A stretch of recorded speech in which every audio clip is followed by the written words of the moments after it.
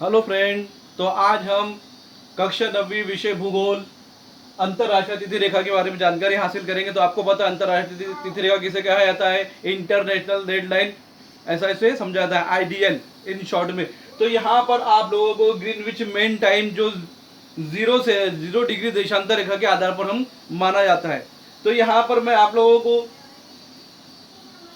स्थानीय स्थानीय समय, मानक समय, यानी हमारा जो समय निर्धारण है उसके बारे में बताऊंगा। तो पहले आ रहा आपका स्थानीय समय। तो स्थानीय समय में बताया जा रहा है सूर्य की लंबवत किरणों के आधार पर निर्धारण किया जाता है। तो यहाँ पे स्थानीय समय जो है सूर्य की लंबवत किरणों के आधार पर निर्धारित किया जाता है कि हम पहले हमारे बुजुर्ग वगैरह जो है गेसिंग के आधार पर सूरज की किरणों के द्वारा समय निर्धारित करते थे। जैसे समझ लो जब दोपहर के 12 बज जाते थे, हमारी जो छाया शेडोज वगैरह जीरो पड़ जाती तो समझ में आता कि 12 बज गए। तो वो लंबवत किरणों के आधार पर ही समय निर्धारित किया जाता था।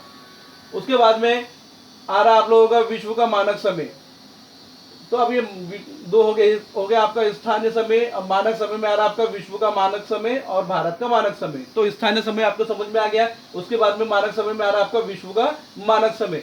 तो विश्व का जो मानक समय है वो देशांतर रेखाओं के आधार पर डिपेंड किया जाता है, गेस किया जाता है। देशांतर रेखाओं के आधार पर पृथ्वी के घूर्णन, यहाँ पृथ्वी के घूर्णन के आधार पर पृथ्वी का जो बिंदु सूर्य के सामने अधसोर सब पोलर पॉइंट, कहने का तात्पर्य जो हमारा ग्लोब है पृथ्वी का, वो ग्लोब जो घूमते रहता है, जैसी जैसी वो घूमता है, घूमने के बाद में आपको पता है कि वेस्ट से वो घूमना शुरू करता है ईस्ट की ओर, और वैसे वैसे समय बढ़ता जाता है।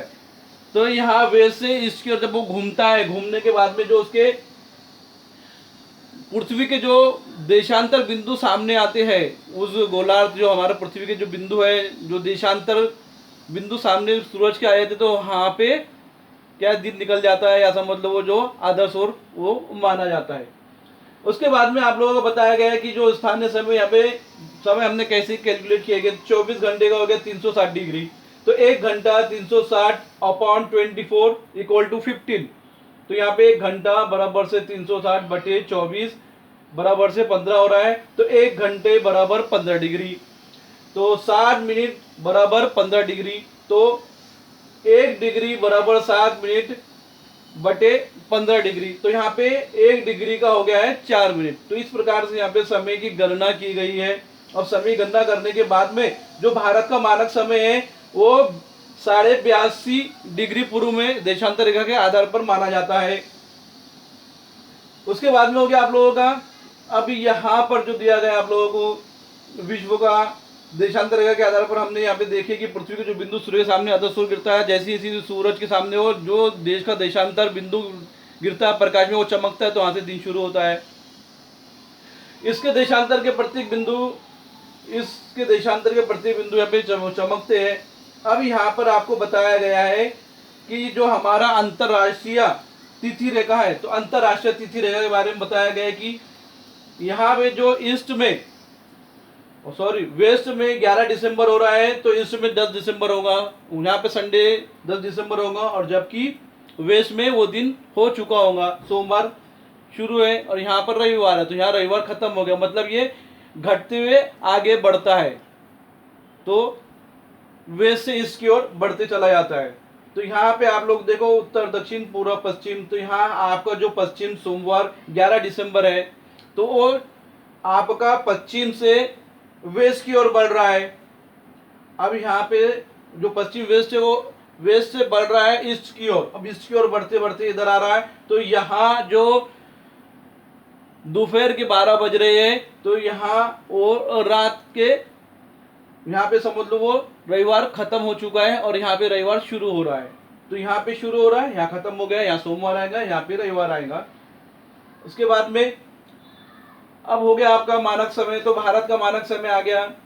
अब यहाँ पे ग्रीनविच मीन टाइम के द्वारा आप कोई मोबाइल वगैरह खरीदते हैं, और मोबाइल वगैरह खरीदने के बाद में हम उसका टाइम वगैरह लगाते हैं, तो जीएमटी के द्वारा यहाँ पे हम टाइम लगाया जाता है। तो हमारा जो ग्रीनविच मीन टाइम होता है जीएमटी, किसी का माइनस और प्लस, तो यहाँ पे जो वेस्ट में जो रहते हैं तो उनका माइनस आएगा, और जो ईस्ट में रहते हैं उनका प्लस आएगा। तो हमारा जो भारत देश का है वो पूर्व देशांतर रेखा के आधार पर हमने 82.5 डिग्री माना है, तो हमारे पूर्व के आधार पर हमारा 5.5 घंटे के हिसाब से हम 5.5 घंटे अपॉन 180 डिग्री ईस्ट के हिसाब से माना जाएगा। ये आ गया आप लोगों का 5.5 घंटे बटे 180 डिग्री ईस्ट। तो इसके आधार पर हम 3 छंग 30 यानी 300 सेल्सियस 300 डिग्री के हिसाब से माना जाएगा। तो हमारा 300 डिग्री के हिसाब से हो रहा है 100, यहाँ पे हमारा 300 आ रहा है। तो मानव समय 300 जो आ रहा है, तो 300 के आधार पर हमारा 82.5 पूर्व देशांतर रेखा माना जाएगा। तो हो गया आप लोगों का 5.5 अपॉन 180 ईस्ट। तो यहाँ पर सबों में जितने जो देश है सब में आधे घंटे का जो 1/2 अपॉन हॉर्स है उसे माना जाता है। ऐसा नहीं कि यहाँ पे 5.5 है उसमें 5.25 आएंगे, फिर 6, 6.25, ऐसा नहीं रहेगा। तो यहाँ पे आधा घंटा बढ़ते चला जाता है। जो हमारी देशांतर रेखा है वो देशांतर रेखाओं में 1-1 घंटे का ऐसा अंतर होता है। तो 1-1, 2 घंटे, 3 घंटे ऐसे घंटे बढ़ते चले जाते हैं। तो आधे आधे घंटे से बढ़ता है। अब यहाँ पर आप लोगों को बताया गया है GMT के अनुसार कि जो हमारी पृथ्वी है वो वेस्ट से ईस्ट की ओर बढ़ती है। अब वेस्ट से ईस्ट की ओर बढ़ती है मतलब यहाँ वेस्ट से वो घटती है और ईस्ट की ओर बढ़ती है। अब यहाँ पर जो रविवार है तो यहाँ पर सोमवार हो चुका था। अब यहाँ ये रविवार में पहुंच रहा है और इधर सोमवार हो चुका था। तो इस प्रकार से यहाँ पे माइनस प्लस ये समझा जाता है। 0 सेल्सियस देशांतर रेखा के आधार पर अंतरराष्ट्रीय रेखा को निर्धारित की जाती है। कहने का तात्पर्य ईस्ट से वेस्ट में लॉस होता है और वेस्ट टू ईस्ट में गेन होता है। तो यहाँ पे दिया गया आप लोगों को वेस्ट टू ईस्ट में हुआ, तो वेस्ट टू ईस्ट में गया तो यहाँ पे गेन हो रहा है, वेस्ट टू ईस्ट से तो बढ़ रहा है।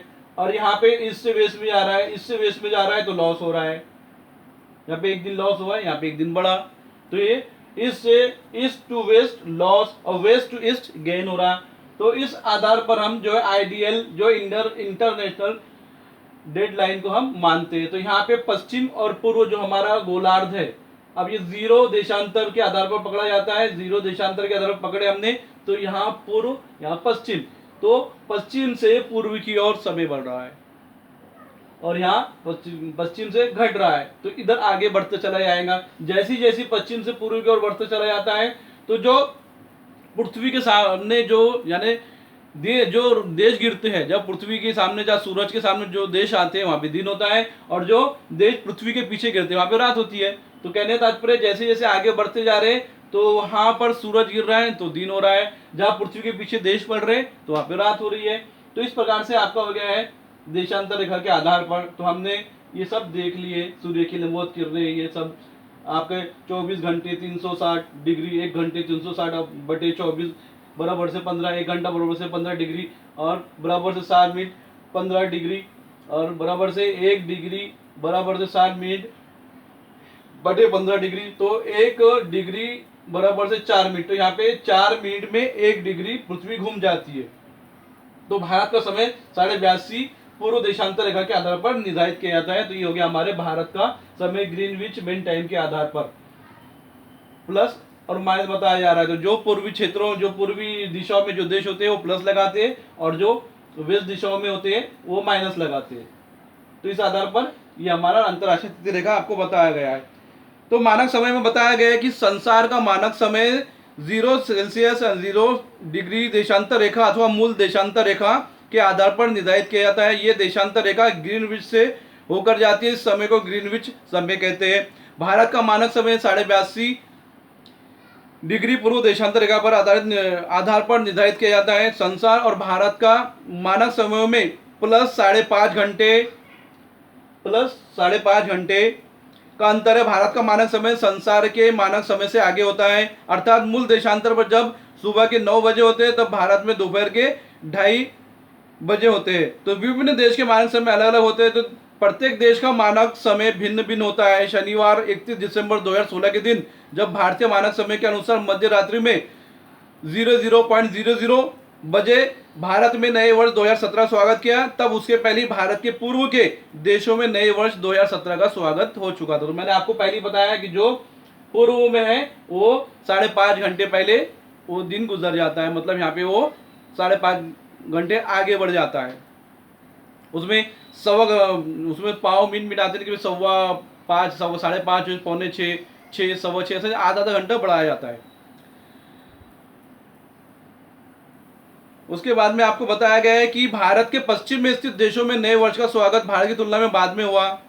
भारत के पश्चिम स्थित देशों में, अब यहाँ पे क्या बताया रहे, भारत के पश्चिम स्थित देशों में नए वर्ष का स्वागत भारत की तुलना में बाद में हो। तो यहाँ पे आपको बताया गया है प्लस 5.5 घंटे बटे 180 डिग्री पूर्व सेल्सियस ईस्ट। तो यहाँ भारत ईस्ट के हिसाब से है, तो वेस्ट वाले भारत के बाद में न्यू ईयर का वेलकम करेंगे, तो भारत पहले वेलकम करेगा।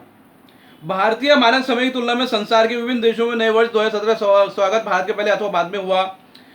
अंतरराष्ट्रीय तिथि रेखा की आवश्यकता, तो यहाँ पे अंतरराष्ट्रीय तिथि रेखा की आवश्यकता क्यों है? अब यहाँ पर आप लोगों को बताया गया कि अंतरराष्ट्रीय तिथि रेखा का जो देशांतर है वो माइनस माइनस करके बनाया जाता है, यानी इस प्रकार से आपका ऐसा माइनस माइनस से सीधा देशांतर रेखा खींची जा रही है। अब उनमें आधे देश इधर है, आधे देश इधर है। तो कहने तात्पर्य ऐसा है कि अलास्का से गुजर रही है देशांतर रेखा, अलास्का उधर जा रही है, इजिप्त तो रूस इधर आ रहा है। अब रूस का जो भौगोलिक क्षेत्र बहुत बड़ा है, अमेरिका क्षेत्र बहुत बड़ा है, तो अब वो क्षेत्र बड़ा होने के हिसाब से तो वहाँ पे देशांतर रेखा बड़ी होती है, तो वहाँ पे समय ज़्यादा होता है। तो यहाँ पे सीधी देशांतर जा रही है, तिरछी वो अलास्का आ रहा है, इधर से रूस जा रहा है, इधर से इजिप्त आ रहा है। कहने तात्पर्य कैसा है कि अब देशांतर रेखा के आधार पर अब यहाँ पर एक ही देश में एक जगह यहाँ समझ लो रविवार हो रहा है और दूसरी जगह वही देश में शनिवार हो रहा है, तो ऐसा नहीं होना चाहिए। कुछ लोग संडे की छुट्टियां मना रहे हैं और कुछ लोग स्कूल में जा रहे हैं, तो ऐसा नहीं होना चाहिए। इसलिए यहाँ पर तिरछी रेखा को और आयतनी रेखाओं को देशांतर रेखा के आधार पर उसे 0 सेल्सियस देशांतर रेखा के आधार पर उसे मान लिया जाता है, ताकि एक जैसा समय देश में आना चाहिए, अलग अलग नहीं आना चाहिए। तो पृथ्वी के परिभ्रमण, परिक्रमा और सूर्य के भासमन भ्रमण जैसी प्राकृतिक घटनाओं का उपयोग करके मानव ने अपनी सुविधाओं के लिए काल मापन पद्धति तैयार की है। तो जो अंतरराष्ट्रीय इसे जो देशांतर रेखा है इसे हम काल्पनिक रेखा भी कहते हैं। पृथ्वी को अपना एक परिभ्रमण पूर्ण करने में 24 घंटे लगते हैं। परिभ्रमण करते समय पृथ्वी पश्चिम से पूर्व की ओर घूमती है। बताया ना आप लोगों को, यहाँ पश्चिम से पूर्व की ओर घूमती है। इसके कारण पूर्व की ओर के स्थानों का समय पश्चिम की ओर के स्थानों के समय से हमेशा आगे होता है। तो यहाँ पे क्या दिखाया गया आप लोगों को कि पूर्व की ओर स्थानों का समय पश्चिम की ओर के स्थानों समय से हमेशा आगे ही होता है। तो यहाँ आपका पश्चिम से पूर्व तरफ घूम रहा है, तो पश्चिम में सोमवार है तो पूर्व में रविवार आएगा, तो आगे बढ़ रहा है। तो यहाँ पे बढ़ रहा है, यहाँ घट रहा है। ग्रीनविच मूल देशांतर रेखा पर जब मध्याह्न के 12 बजे होते हैं, तब ग्रीनविच के पूर्व की ओर प्रत्येक 30 डिग्री देशांतर रेखा पर 2-2 घंटे आगे का समय होता है। तो यहाँ पे दिखाया गया है कि जो हमारा ग्रीनविच है GMT, तो हमारा जो ग्रीनविच के आधार पर आपको बताया गया कि मध्याह्न के 12 बजे होते, तब ग्रीनविच के पूर्व की ओर प्रत्येक 30 डिग्री देशांतर रेखा पर 2-2 घंटे आगे का समय होता है। तो इसी समय ग्रीनविच के पश्चिम की ओर प्रत्येक 30 डिग्री देशांतर रेखा पर 2-2 घंटे पीछे का समय है। अब पश्चिम में पीछे का समय रहेगा और पूर्व में आगे का समय रहेगा, 2-2 घंटे आगे हो रहे हैं। अब यहाँ पे दिया गया है कि जब ग्रीनविच पर रविवार दोपहर मध्याह्न के 12 बजे होते हैं, तब 180 डिग्री के पूर्व में रविवार शुरू होने वाला होता है। अब रविवार शुरू होने वाला होता है और 180 डिग्री के पश्चिम में रविवार समापन की ओर होता है।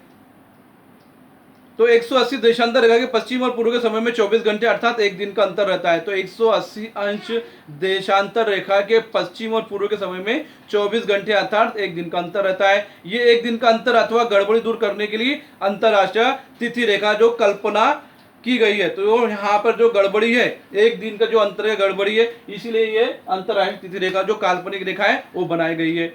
तो अंतरराष्ट्रीय तिथि रेखा के बारे में बताया गया है कि अंतरराष्ट्रीय तिथि रेखा ग्रीनविच के बिल्कुल विपरीत दिशा में 180 देशांतर रेखा को संदर्भ मानकर खींची गई है।